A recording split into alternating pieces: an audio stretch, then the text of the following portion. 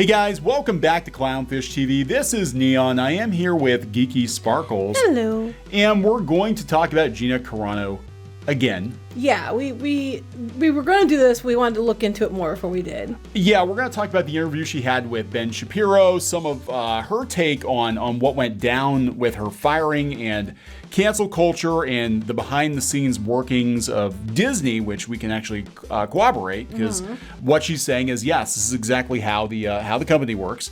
And we're just going to kind of muse on some of the stuff that was said, our takeaway from it, what this could mean for cancel culture going forward, whether or not more celebrities will jump ship like Carano.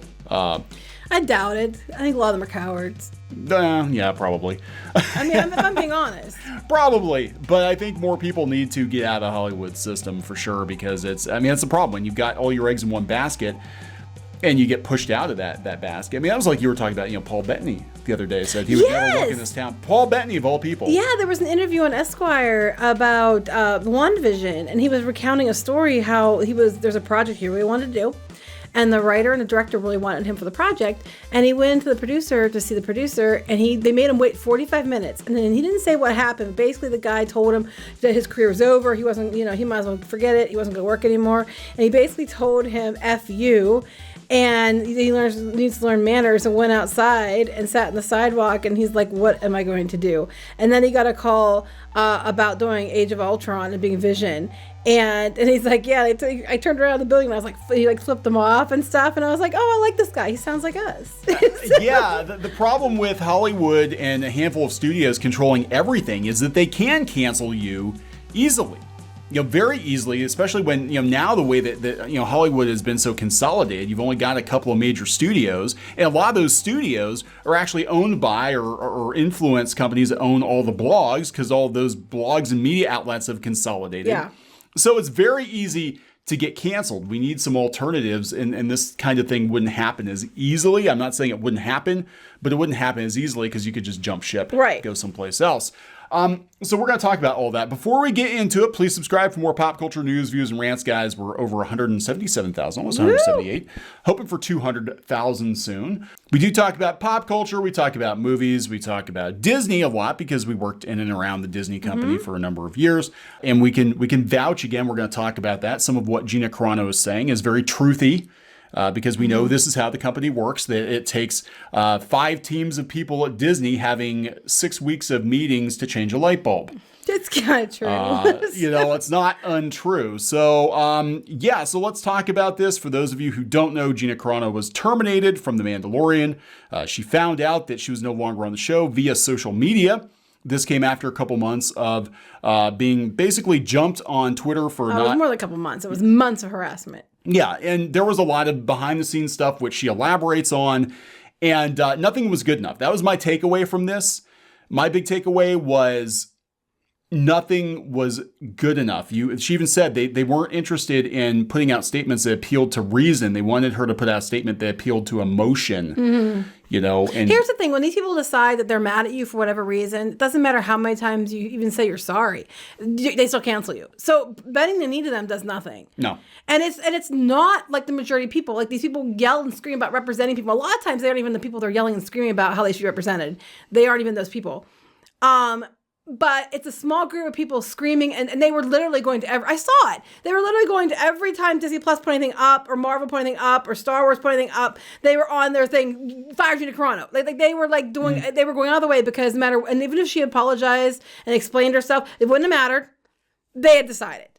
Yeah, Twitter decided, and I think what would end cancel culture, or at least curtail it, would be the end of Twitter.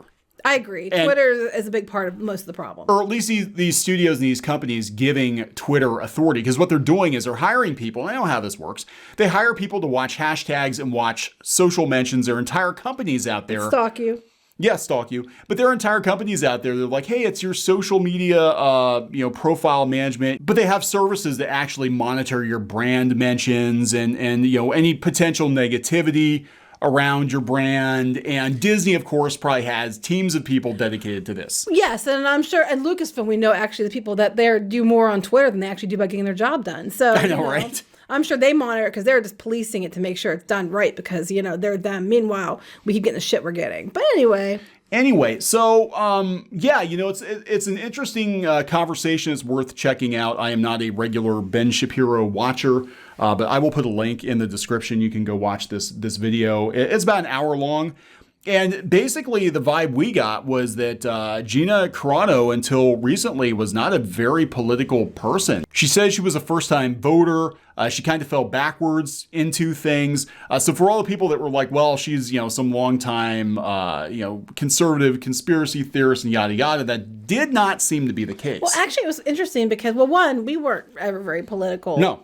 It wasn't, we mostly could just do without it. Now I'm to the place where I think we should just get rid of a lot of people on both sides and start over.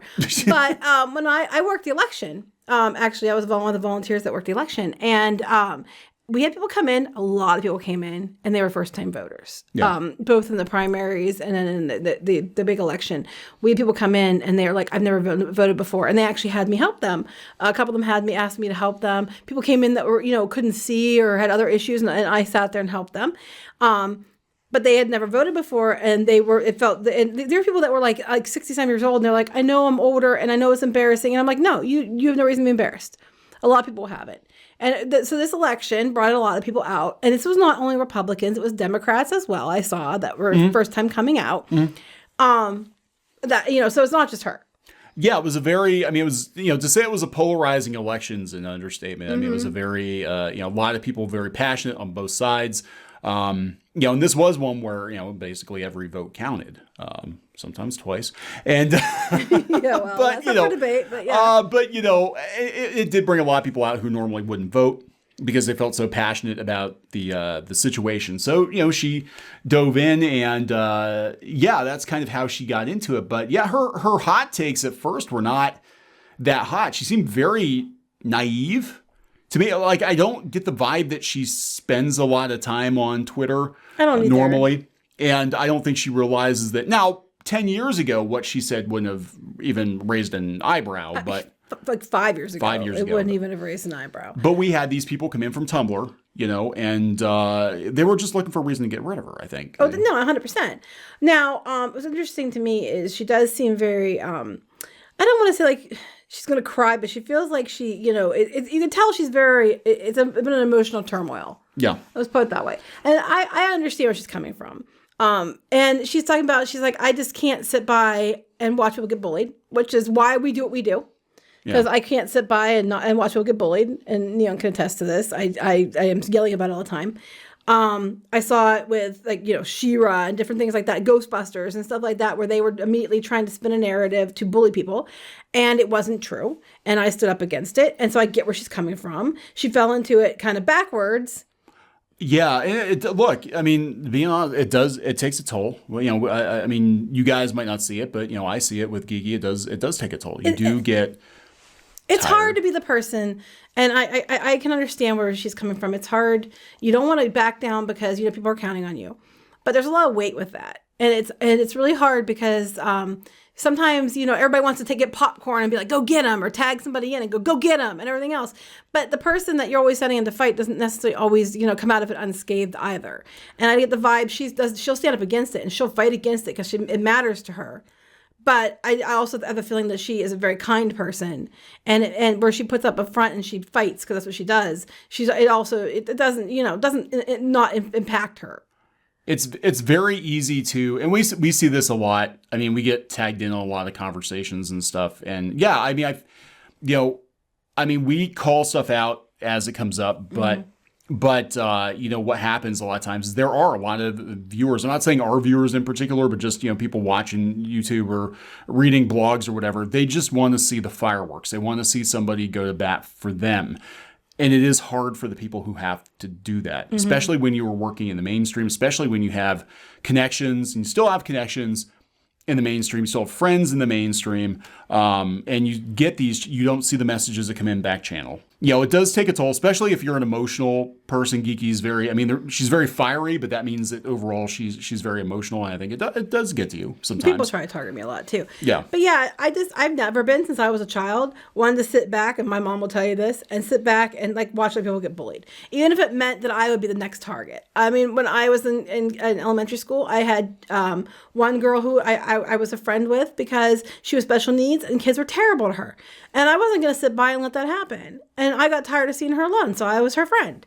And, I remember I saw the letter that her mom sent to thank me at the end of the year for being her friend, because it mattered. And I'm going to try not to cry, but I'm probably going to cry because I understand where she's coming from.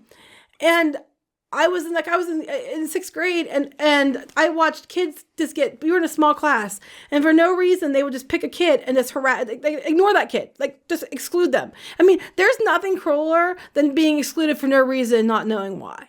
And I'd watch them do this, and I was still included, but I would go and hang out with that person so they were not alone. And this is going to come to what I'm talking about here in a minute. And I did that. The problem is when you're the person that goes and you're the shield and you try to you care about those people and you try to be kind, you try to make sure you have their back, is that it eventually comes that they come for you. Yeah. And what happened was they came for me, and I got it worse than the rest of them, and they shunned me and didn't talk to me, and it was horrible. And it's part of the reasons I think I have self-esteem issues. But the people that I stood up for, they were so afraid of being canceled, for lack of a better term, again, they went along with it. So even the people that I was kind to, when everybody else was cruel to, they turn on you because they're so afraid of being treated the same way. Yeah. Or being treated that way again. Yeah. They'll go along with it, even if it's wrong. And I think that's where she's at, because she's like, I get the vibe she has friends that they say they're her friends, but, they're afraid of speaking out. We know on back channel, a lot of people listen to us. I can't tell you who, because we protect people, but it's a lot. Probably piss your pants if you knew. And, and they can't speak out because they're afraid they're going to lose their job. And we take the bullets. Yeah. And the arrows. And it's when you're the one that takes the bullets and the arrows, you do it because you believe in it. But you also are the one that takes, people might not see it, but it takes a toll. And I think I get the vibe from her that, she's stepping up, and she said each day she gets stronger. But I would not be surprised at all if she had like a lot of days where she was very upset. She was crying. She was very depressed, because I've been there. And I know how hard it is to be the person that fights the battles. And everybody wants to, give their hot takes and yell at you if you don't fight the right way, or you didn't say what they wanted you to say, or whatever. But when you're not the one saying it, you risk nothing. Yeah, so it's very easy, to give your armchair, opinions on it. And I mean, the big thing about the cowardice too. I mean, that's what gets me is, and we see this. There's so many people I can tell you that join in, even on Twitter and comics and animation and all that. People that we've known personally, we're like, you're not like that. I know you're not like the cancel culture mob. We've had conversations I've known you for years. Now all of a sudden, you won't talk to us because you're afraid of getting ousted yourself. When the only thing that we did to get quote unquote canceled was call out some shenanigans at Marvel Comics initially, and then Disney. Some shenanigans in animation, then Disney. And originally it was more educational, like, okay, well, here's how the industry actually kind of works. And then just saying that was enough to get you canceled. And we've gotten so many emails and messages on the back channel, Yeah. And a lot of people come and they're like, we get people all the time that keep fighting, you inspire me. I was so sad. So I found people who, agree with me and things like that.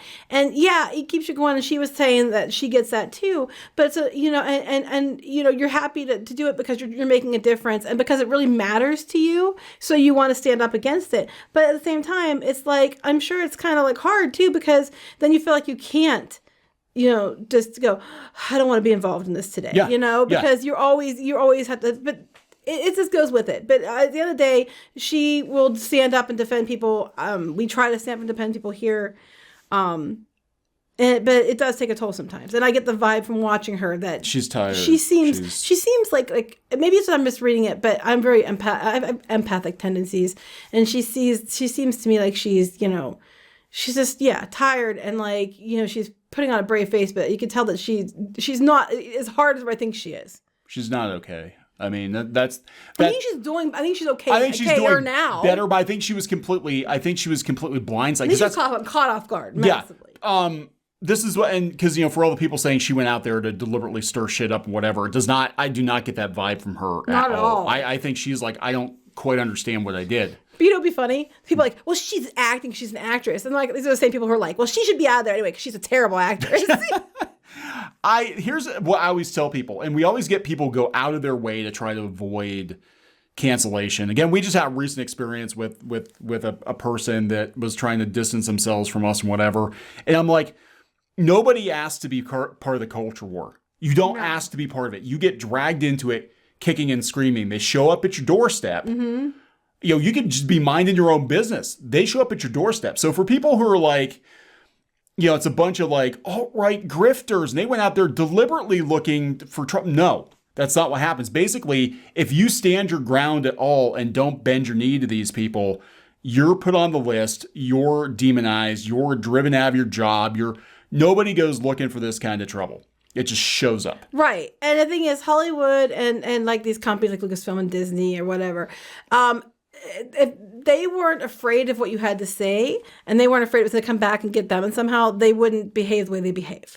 Here's the truth. There are more of us. By us, I mean like normal people. People that are even in the middle, or I'm talking both sides of the political aisle. Aren't extremists. Yeah, there are more of us than there are of them. They just have the platforms and the blogs and the all of this. But I can tell you, there are so many people working in Hollywood right now that don't agree with what's going on. But again, they're terrified to say anything. Right. And this comes down to, too, she was talking about Pedro Pascal and about how lovely he is. And she wouldn't say anything bad about anyone or out them, which we wouldn't out people either. And she's just like, you can tell she's genuinely nice and she just wants to look for the good in people.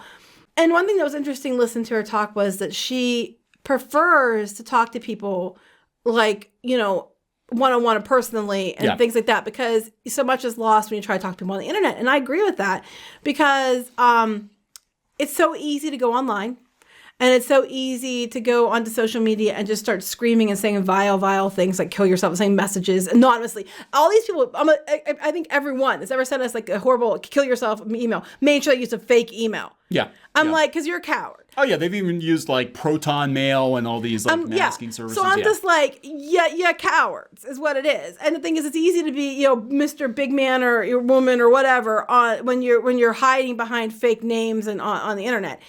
And then it is someone's face. A lot of people would never say these things to people in person. And it's interesting to see, like, you can have friends that disagree with you and you can still be friends. And I think in real life, these people have friends who probably don't agree with everything they say. And it's okay in real life. It's just that this is the internet. And unfortunately, people listen to respond, not listen to listen. And we're all guilty of that. I myself am guilty of that often. And that's a problem. Yeah, I think we need to listen to each other more, which is what she was trying to say, and it didn't come across. She's more better spoken than I am, I think. Because I'm usually just like, bah! Well, she was like, even with the memes and stuff she was posting, she's basically trying to say, like, let's all think things through, work together, not get ourselves into a place where we were in the 1940s with a certain incident that happened that I don't know if I can mention without getting demonetized, but, So, and look, I don't agree with I'm not going to agree with everything she says or whatever, but I don't think that it warranted being canceled. No. And I think it doesn't even matter. That's what I'm trying to say. Like, it doesn't matter if you say nothing. Look at Chris Pratt. Just by existing, Chris Pratt gets targeted almost daily. They drag him in the shit, and then Twitter gets off on it. They get off on having the power. They're going to come from Rosario Dawson next. Well, they're already trying. Like, you replaced her with Rosario Dawson on the poster. They're coming for her next. You're just empowering a bunch of toxic people is what you're doing. Because, for all they're yelling about toxicity, the ones who behave the most toxic and vile with fake emails and all this shit are these people. Yeah. And it's like, it doesn't matter what you do. And what gets me is they're like screaming about you're insulting this person or that person. And almost all the time, they're not even those people. They're not even those minorities. And they're yelling about it. And it's like, just shut up. And meanwhile, people that actually are those minorities are like, well, we didn't care. Or we weren't offended. We understood what they were trying to say, whether it be her or other people. How dare you? They just step over you. Twitter is not a it's being used for like research purposes by these studios. And I know Disney's got entire departments devoted to, picking apart social media and all that. It is not a slice of the real world. Twitter is a very, very toxic place that overrepresents the 8% of extremists in this country. Mm-hmm. They all hang out on Twitter, but it is not indicative of the real world. So when these companies, these studios, these publishers listen to Twitter, it's at their own peril because they follow what Twitter says, and most of the people bitching on Twitter are never going to buy their product anyway. Yeah. So but here's what they do, because they're the people that run these blogs and everything else. They try to take their skewed narrative and then report it as the news and report it as the truth, even if it's not the truth, to make sure that they try to convince people outside of Twitter that, well, that's a terrible person. And because a lot of people are just lazy and won't look into it themselves. A lot of people don't. They're like, a lot of people, they still have the mindset. I mean, I think people are more distrusting of media now than they were, 10 or 15 years ago. But a lot of people are still like, well, it's in the newspaper. It must be true. Yes, Virginia, there is a Santa Claus. It must be true. Right. If it's on this news network or that news network or this pop culture blog, it has to be true. And you see it all the time. And there are definite agendas with some of these places, and they want to keep their good graces with places like Disney. Yeah. So they'll they want ad someone, revenue and access. Oh, we need damage control. Control the narrative. And it's not working very well. Actually, her popularity's exploded. Now, the concern I had, and we can talk a little bit about this later, is it's really risky for her to work with the Daily Wire, because the Daily Wire has gotten a reputation for being, far right or whatever. So for her to actually go there and basically be like, well, fuck you people, I don't care, I'm going to go talk to them. She should be allowed to go. I mean, you can go on, like, that's like, Alex Jones, they tried to cancel Alex Jones. It's like, and anybody who went on Alex Jones, it's like, you don't have to agree with Alex Jones. You're allowed to have a conversation with Alex Jones and not agree with Alex Jones. Well, there's a difference. There's conversations, and conversations are dangerous, because conversations that are conversations and not just reeing and screeching and name calling and calling people Yahtzees and things like that might actually change people's minds, or might actually, expand points of view or bring things into focus. It's so much easier to dismiss someone when you just label them that and then say, because I said so, and then you could dehumanize them into just a label that you gave them, whether it's true or otherwise. Well, I think that's it, and that's what you were saying about sitting down and talking to people, is if people actually sat down and talked, you would humanize the other side. I'm talking both sides, because I think most people, people are people. And, everybody turns the other side into a caricature or whatever, but, there are some people that are just beyond parody. They exist in this world. I'm not going to lie. But, people are people. And I think you would find that there's actually more commonality if you'd sit down and, actually talk face to face, which she wanted to do. Now, it was interesting. She talked to Disney's LGBTQ team. I guess they have a team. And they talked to her. And they had a heart-to-heart with her, and they said, you know what? We don't think you're a hateful person. We're going to recommend to Disney that you not be fired. Right. And then when she asked them, though, why, when this is going on and these hate mobs are running amok and saying they're speaking for people like them and stuff, do you not do anything? And they couldn't answer. Because they're too afraid of themselves getting canceled or causing controversy. Well, okay, it's all about fear. It's all fear. And that's the big problem. Controlling by fear. Kind of like the Empire. But go back to what that PR lady was saying, in the one article the other day talking about, the one where they showed Gina Carano getting blown out the airlock by Baby Yoda. Yes. That she basically said that they recommend that companies pander to the left, because that's going to get basically Twitter upvotes and likes. Yes. And how about you just not go by Twitter? How hard is it? Because it's not the real world. It's not. And, and it's only a representation of, it's only a representation of our country for the most part. There are people from other countries on there, yes, but it's mostly an American far left platform. It's just one of many places to get information from. Yeah, but again, it's like there's such a cozy relationship between the studios, the publishers.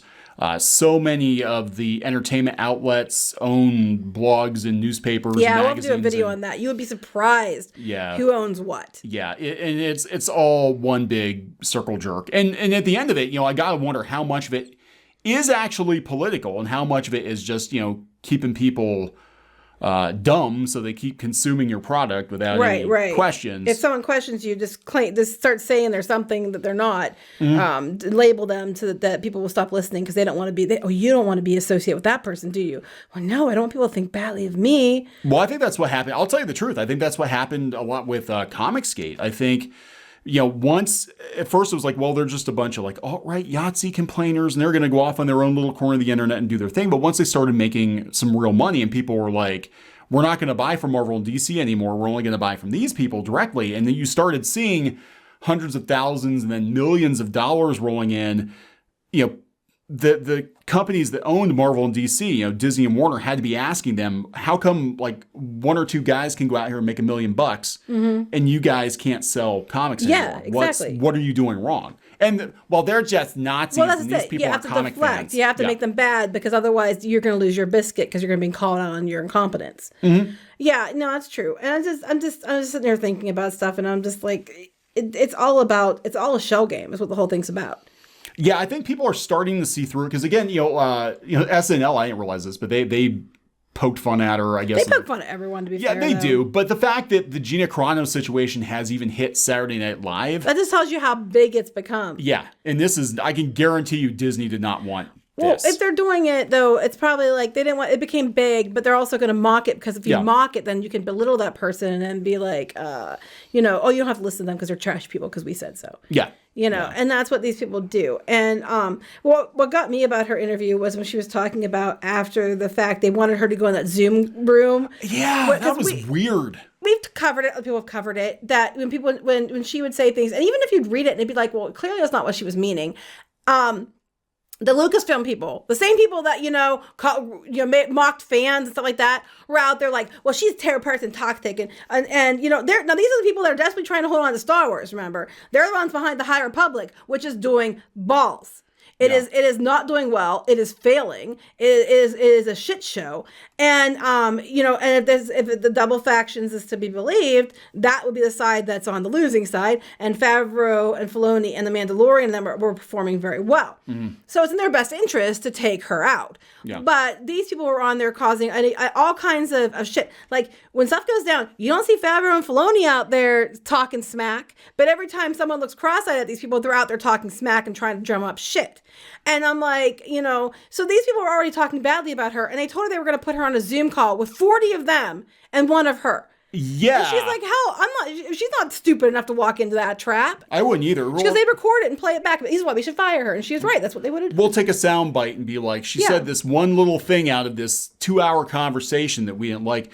She said I'd take him out to dinner, though. She's like, we all go out to dinner and sit down. But again, that takes balls. To sit down and have a conversation with somebody face to face. Right, that's it. She's like, you talk to me face to face. You don't talk to me, put me on the spot and try to. Basically, it was an intimidation tactic, and she knew it. Yeah. So I wouldn't have put myself in that situation. I wouldn't either. I would have actually been a lot less nice than her. If I'd been pushed into that situation, I probably would have left on my own. I would have been like, fuck you, I'm out of here. Well, she, I think that's basically what was going on was that behind the scenes, she was trying to work with them to do things, but she said she wanted to she didn't want to do something that was disingenuous. And, just based on what they said that you need to fight emotion with emotion. And she's like, but that doesn't solve anything. And she's right. It doesn't solve anything. No, but they just at that point just wanted the PR damage to be undone. It wouldn't have mattered. She could have said, I'm going to vote for Biden and everything else. It wouldn't have mattered. They still would have hated her. Disney keeps feeding the beast and they're making the beast bigger. What they're doing is they're like, just tell the left whatever they want to hear just to shut them up. But the problem is you give a mouse a cookie. It's you're never gonna shut them up. They're gonna demand more and more and more. And now you've got this unwieldy beast called Twitter that thinks it can dictate everything that goes on in Hollywood and in comics and in animation and and for all their talk about toxicity, they have a small toxic group of people who go around trying to just cancel everyone, and then they celebrate like, let's cancel the next person. They are literally toxic shitballs. Yeah. I'm sorry if you're one of them. You are. You're for all you're yelling about toxicity and inclusion and acceptance, you are the antithesis of everything that you say you stand for. Yeah. You are just, just terrible people who want to go around and do terrible things. And that's just the way it is. And some people out there do deserve to be canceled because they did shitty things and they did really, really, really shitty things. Yeah. If you're doing like illegal things involving potentially underage people or something like that. Yeah, Okay, I get it. Yeah, okay. But like, because you say, that people, or that politics is driving people to turn them against each other. And that's kind of what we saw back in that thing in the 40s. That's not untrue. And, she brought the fact, which I've mentioned many times, if you watch the show, people are throwing that word Yahtzee, it starts with an N, around all the time. And all you're doing is taking away from the people who actually suffered by legit Yahtzees. And you're just minimizing everything they went through to just throw it around like, as a power play. It's douchey and it's toxic and it's minimizing to actual people who were tortured by Nazis. So somebody who's unhappy with comic books is literally on the same level as somebody that committed those kinds of atrocities. That's the way in your they mind. say. Yes, in your mind, that's literally and the same they thing. believe it. They just like to go around and they like to go around they delight in causing other people misery, which is a toxic person. Yeah. And I'm sorry I might not agree with you and everything you say, and I might sometimes agree with what you say. But that behavior is shit. And for all them yelling about toxic people and bullying, they're like the biggest bullies out there. And I think it's funny because you see that they literally have on their thing about, it's about acceptance and inclusion. And we have to accept, people as they are most unaccepting, bigoted people I've ever seen. And that's saying something. Yeah, it's a one-way street. And I think that was brought up several times that like there are certain, and she said there are certain people on the production who can say similar things and not have any repercussions. We've mentioned that many times, and it's true. But still, throughout all that, she did not throw Pedro Pascal under the bus. No, she didn't throw hardly anybody under the bus. No. She was very careful, she said, and she was very kind about everyone. Even people she had the conversations with, they had them come in to talk to her. She only had nice things to say about them. Yeah. So at the end of the day, who looks like a shitty person? The people that behaved the way they did, or her?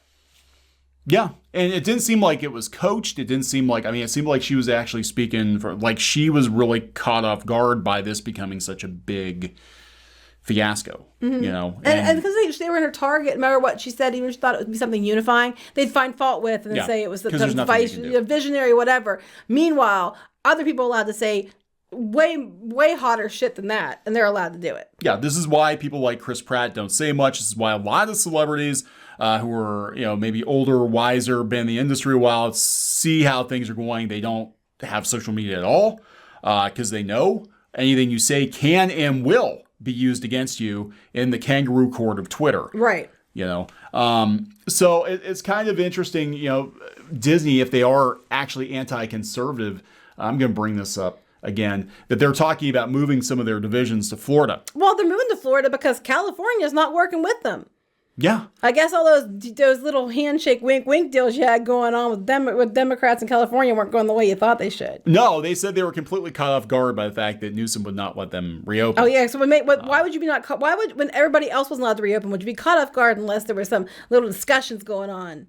Little greasing of the palms with a big or white something. glove. Yeah, it didn't work out. But they're going to be in for a very rude awakening. We brought this up in a previous video. Given how much of Florida is conservative, you're going to find out that a lot of people working for you in Florida are probably going to share Gina Carano's politics. They might even be further right than Gina Carano, and it's going to be really, really interesting how that culture clash is going to play out. Sorry, I just looked at Iger and I thought, or Chapek, and I was like, he looks like a thumb. Anyway, sorry. Get this man an afro. I don't know. He just looks like, he's like features role. Anyway, go ahead. Sorry. Anyway, that's not a good picture of him. I've seen better pictures. I've seen better pictures of him. But they're trying so hard to again, this seems to be their business strategy. And we're seeing it from the PR people in Hollywood. We're seeing it from their diversity and inclusion people that these companies are listening. Basically, all these advisors are telling companies like Disney, just pander to the left. That's the future. Pander to the left. Maybe we're looking at this in the wrong way. Maybe Disney doesn't want to make some of these choices, but the media, because the media keeps being run by these people that are like the far extremists on Twitter, the blue checks on Twitter. Yeah. That they're running with the stuff, and basically, if you don't want us to turn on you, you'll go along with what we say. That's possible. And the best thing you can do, you companies need to do, is you need to be like, you're not holding us hostage, and turn and do what you need to do. But the Daily Wire, as being right wing as it is, as being conservative as it is, it actually moved out of L.A. and it's moving to Nashville. And I guess that's where I kind of want to wrap this up with, is because she was talking about how more people need to stand up and need to be not afraid to leave that Hollywood system. But we're seeing people leaving the Hollywood system. Yeah, I did the video the other day about Skydance, and we have all these independent animation studios popping up all over the world. People leaving California, even celebrities are moving out of California. You don't have to be in LA anymore to do this stuff. You do not have to be. So I gotta wonder if this cancel culture is gonna, out of necessity create and I'm not talking like an alternative alt-right Hollywood, but I'm talking alternatives to Hollywood out of necessity, because you can't cancel everybody. Eventually you're gonna run out of people to cancel. I'm more sitting here thinking it's absolutely ridiculous that, unless you vote a certain way, you have to have an alternative. Because, I think it's stupid too. For decades, you were allowed to vote who you wanted to vote for, and most people didn't know who you voted for. It wasn't that something you had to tell everyone, and you just did your job, and it was fine.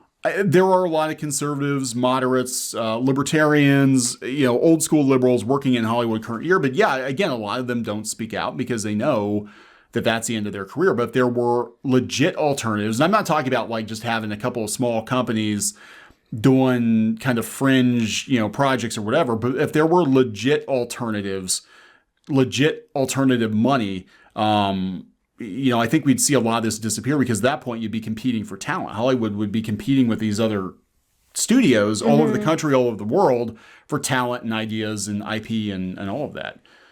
Capitalism, baby. I think it needs to happen. Yeah, I think it needs to come back, because this is ridiculous that you only get gigs based on your politics. Yeah. It's absolutely ridiculous and stupid, and it's exclusionary, and it's everything they claim they're against, but it's okay when they do it. That's the thing that gets me, is when you sit there and you listen to what they go on about, these extremists. I'm not talking about people in general, just the extremists.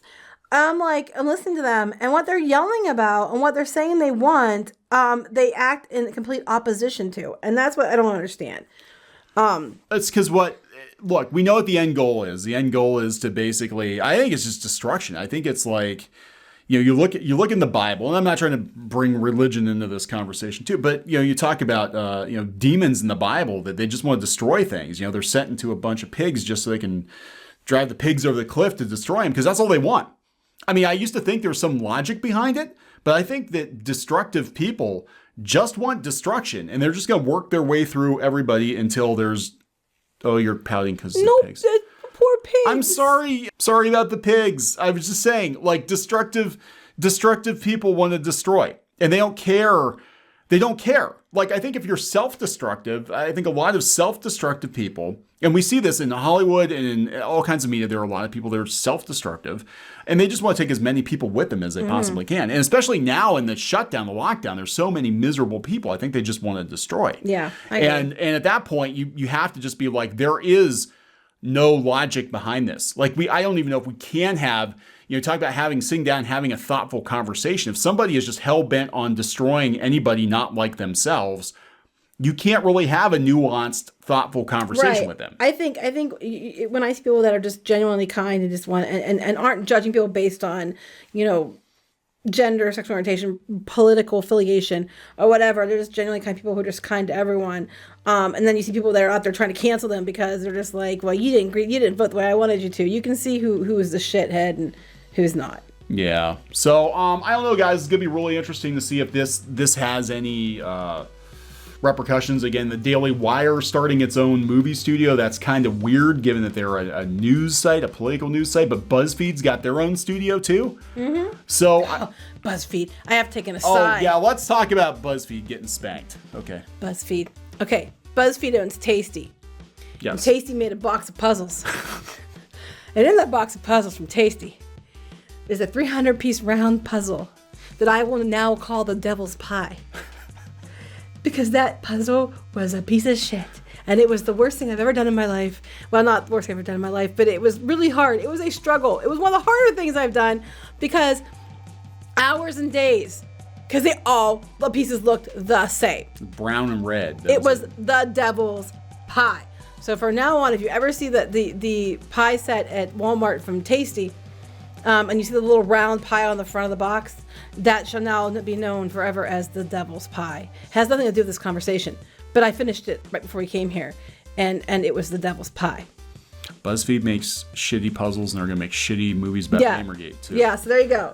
But yeah, I guess my feeling on this is like, you know, if Daily Wire doesn't do it, who else is gonna do it? You know, if you got the money to do it and there's a need, do it. You know, I don't know. This is good business. It's just good business, right? So we're gonna wrap this one up. Yeah.